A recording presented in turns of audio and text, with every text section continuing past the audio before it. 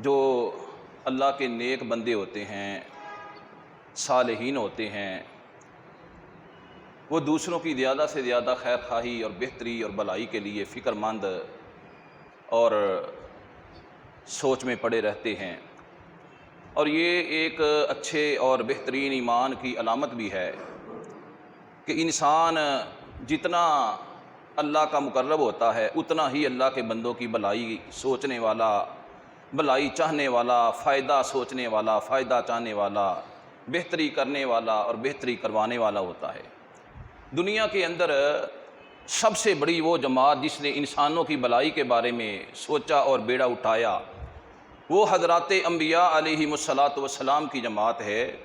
جنہوں نے ساری زندگی اپنی اللہ کی رضا کے لیے اور بندوں کی بہتری اور خیر خواہی کے لیے بسر کر دی، اور اتنا حوصلہ اور اتنا صبر اور اتنا ضبط اللہ نے ان کو عطا کیا کہ اللہ کے رسول صلی اللہ علیہ وسلم آپ نے ارشاد فرمایا، معراج کی رات جب میں آسمان کے اوپر گیا تو میں نے دیکھا بعض انبیاء علیہ الصلاۃ والسلام ایسے بھی تھے کہ جن کے اوپر صرف 10 بندے ایمان لائے، بعض ایسے تھے جن کے اوپر 5 بندے ایمان لائے، ایک پیغمبر ایسے بھی تھے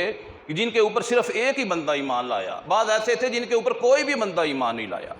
لیکن یہ بات میں نے اس وجہ سے کی ہے کہ ان تمام تر وجوہات کے باوجود انبیاء علیہ الصلاۃ والسلام جو ہے وہ بندوں کی بھلائی اور خیر خواہی چاہتے رہے اور کرتے رہے، اور اللہ تعالیٰ کی ذات نے اس کا نقشہ اور منظر کشی جو ہے اپنے قرآن پاک کے اندر کی ہے۔ حضرت سیدنا ہود علیہ الصلاۃ والسلام اپنی قوم سے کہہ رہے ہیں کہ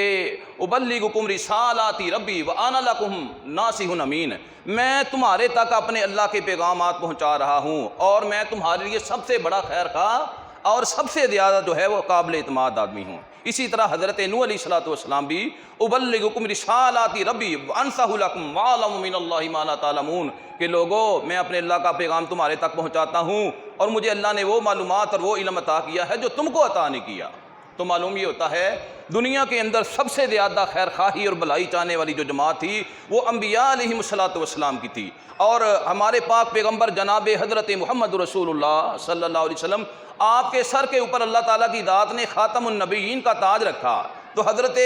جریر بن عبداللہ رضی اللہ تعالی عنہ رسول اللہ کے صحابی ہیں،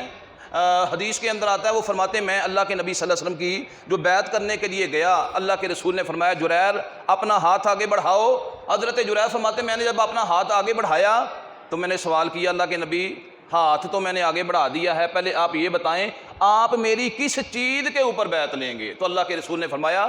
2 چیزوں کے اوپر میں تمہاری بیعت لوں گا، پہلے نمبر کے اوپر تو یہ کہ تم اللہ کے اوپر پکا اور پختہ ایمان لاؤ گے، اور دوسرے نمبر کے اوپر اللہ کی مخلوق کی ہر حال کے اندر، ہر صورت کے اندر، ہر کیفیت کے اندر خیر خواہی کرو گے، بھلائی کرو گے، بہتری سوچو گے۔ تو حضرت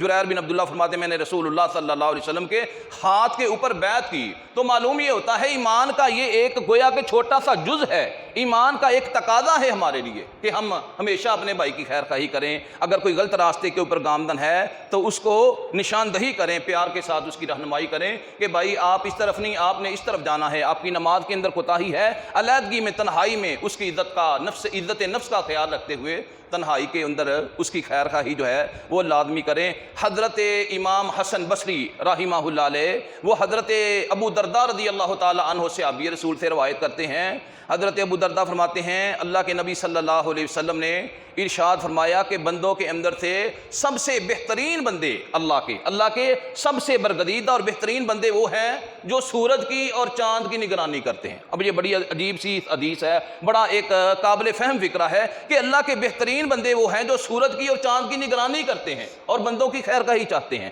سورج اور چاند کی نگرانی کرنے والے بندوں سے مراد وہ لوگ جو مسجد میں آ کر اذان دیتے ہیں، جن کو ہم مؤذن یا مؤذنین بولا جاتا ہے، اور لوگوں کو دعوت دیتے ہیں حی علی الصلاۃ حی علی الفلاح، آؤ نماز کی طرف، آؤ کامیابی کی طرف۔ اللہ کے رسول نے فرمایا سب سے بڑے خیر خواہ بندوں کے وہ لوگ ہیں جو لوگوں کو اذان دے کے نماز کے لیے بلواتے ہیں۔ اور پھر حضرت حسن بصری خود فرماتے ہیں کہ میرا یہ خیال ہے کہ سب سے زیادہ جو بندے اللہ کے بندوں کی خیر خواہی کرنے والے اصل کے اندر اللہ کے نائب وہ ہیں، اصل کے اندر اللہ کے خلیفے جو ہیں وہ ہیں۔ ایک چھوٹا سا گاؤں کے اندر واقعہ پیش آیا، دیہاتی علاقوں کے لوگ ذرا سخت مزاج ہوتے ہیں۔ ایک بندہ فوت ہو گیا، بزرگ آدمی تھا، جب اس کی نماز جنازہ کی تیاری ہوئی تو اس کا بھائی جو ساری زندگی اس کے ساتھ ناراضگی کی حالت میں رہا تھا، آج ہم مسجدوں میں نماز پڑھ کے بھی بڑے سخت دل ہوتے ہیں. ساری زندگی اس نے اپنے بھائی کو بلایا نہیں, اور وہ کوئی سال 6 ماہ بیمار بھی رہا, وہ اس کا پتہ لینے کے لیے نہیں گیا, اس کی تیمارداری کے لیے, بیمار پرسی کے لیے بھی نہیں گیا. اور جب وہ فوت ہو گیا, نماز جنازہ کا وقت ہوا, تو وہ سب سے پہلے اگلی صف کے اندر آ کر اپنے بھائی کی چارپائی کے قریب کھڑا ہو گیا. اب آپ لوگوں کو پتہ ہے گاؤں کے لوگوں کا ایک انداز اپنا ہوتا ہے. اس فوت شدہ بندے کا, میت کا بیٹا آگے بڑھا اور اپنے چچا کے کان میں کہنے لگا, چچا میرا باپ ساری زندگی اور آخر کے اندر جو اس نے 1 سال گزارا ہے, ایڑیاں رگڑ رگڑ کے بستر مرگ کے اوپر وہ ترلے لیتا رہا, تم اس کا پتہ تک نہیں لینے آئے. اب پہلی صف کے اندر چارپائی کے قریب کھڑے ہو تاکہ برادری کو اور اپنے قبیلے والوں کو بتاؤ کہ تم بہت بڑے قبیلدار ہو, تم بہت بڑے خاندانی اور رسم و رواج کے مالک بندے ہو. تمہاری بہتری اس چیز میں ہے کہ خیر خیریت سے اپنا یہ جو ہے نا چادر وغیرہ پکڑو اور ادھر سے رفو چکر ہو جاؤ, ورنہ میں تمہارا وہ حشر کروں گا بڑے مجمع کے اندر کہ تمہیں یاد رہے گا. وہ سمجھدار آدمی تھا, اس نے اپنا پلو پکڑا. میں یہ نہیں کہتا کہ یہ طریقہ صحیح ہے, طریقہ یہ بھی غلط ہے, لیکن میں کہتا ہوں ہمارا طریقہ یہ ہے کہ ساری زندگی بھائی بیمار ہو, ہم اتنے سخت دل ہو جاتے ہیں, ہم اس کا پتہ لینے نہیں جاتے. جب وہ بیمار ہو جاتا ہے تو سب سے آگے جا کے بیٹھ جاتے ہیں. تو میرے بھائیو, رسول اللہ کی جو تعلیمات ہیں وہ یہ ہیں کہ مسلمان کو مسلمان کا سب سے بڑا خیر خواہ ہونا چاہیے. ایک عام مسلمان کو بھائی کا درجہ, بھائی کا مقام, بھائی کا رشتہ تو بڑے دور کی بات ہے. اللہ کے رسول صلی اللہ علیہ وسلم کے یہ جو صحابی جن کا نام حضرت جریر رضی اللہ تعالیٰ عنہ ہے, ان کی آخری بات میں سنا دیتا ہوں. انہوں نے اپنے غلام کو بھیجا منڈی کے اندر گھوڑا خریدنے کے لیے. غلام گیا, 300 درہم کے اندر اس نے گھوڑے کا سودا کر لیا. اب وہ جس سے گھوڑا خریدا تھا اس کو ساتھ لے آیا, کہنے لگا جی آپ میرے مالک کے پاس آئیں, آپ کو پیمنٹ کر دیتے ہیں, رقم آپ کو دے دیتے ہیں. جب اس کو لے کے حضرت جریر کے پاس آیا اور آ کے کہنے لگا حضرت جریر کا غلام کہ میں نے گھوڑا خرید لیا ہے, 300 درہم کے اندر میں نے سودا کیا ہے, آپ اس کو رقم دے دیں. حضرت جریر فرمانے لگے گھوڑا دکھاؤ تو صحیح مجھ کو. جب گھوڑا دیکھا تو معلوم ہوا کہ گھوڑا تو مہنگا ہے. کہنے لگے یار یہ تو مہنگا گھوڑا ہے, تم نے 300 درہم میں, ہو سکتا ہے یہ مجبور ہو, سودا کر لیا ہے, 400 دے دیں, 500 دے دیں. کرتے کرتے 800 درہم جو تھے حضرت جریر بن عبداللہ رضی اللہ تعالیٰ عنہ نے اس بندے کو دیے جس کے ساتھ سودا 300 درہم کے اندر ہوا تھا. تو غلام نے پوچھا جی میں نے 300 میں سودا کیا تھا, آپ نے 500 درہم زیادہ دے کے 800 میں خرید لیا, آپ نے یہ کام کیوں کیا ہے؟ فرمانے لگے جب میں نے اللہ کے رسول صلی اللہ علیہ وسلم سے بیعت کی تھی